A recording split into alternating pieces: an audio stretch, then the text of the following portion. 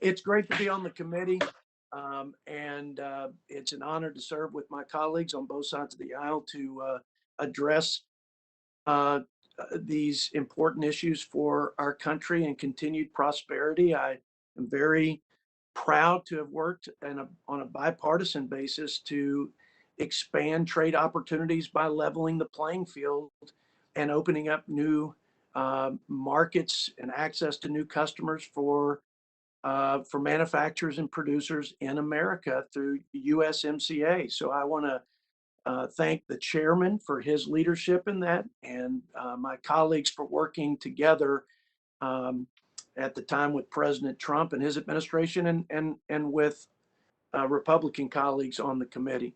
Um, yeah, I go back to what Ms.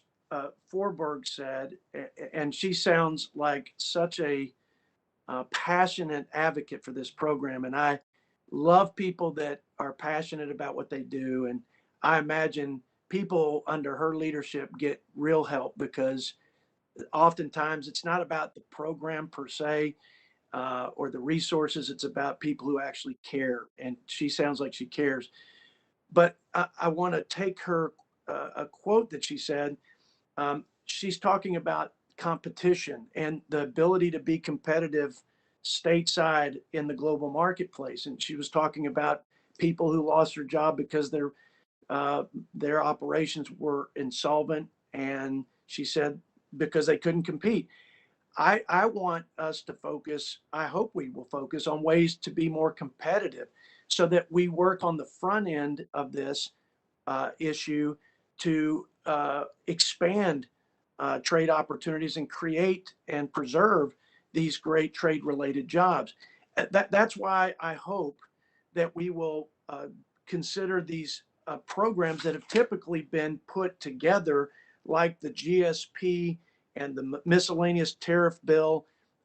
Those will provide um, less cost on these manufacturers, less pressure to lay off people, and more opportunity to stay in the game. So I think we should be focused more on the front end, although there is a need for the safety net for all workers. My question to Mr. Bishop is, what are the trade workers under this trade adjustment assistance program getting that other workers in our economy and country are not getting? Kind of start there for me, because I've got a lot to learn on this program.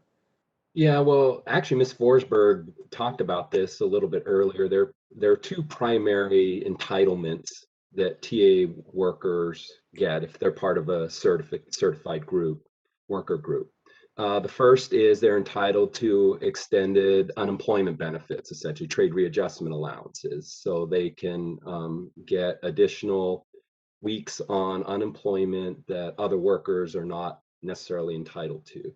The second is the entitlement to the training benefit, which again, most dislocated workers who are not TA eligible do not necessarily get access to training. Again, I won't get into all the details, but our other programs are inefficient and very few actual dislocated worker WIOA participants actually get access to a training benefit because the money's not there.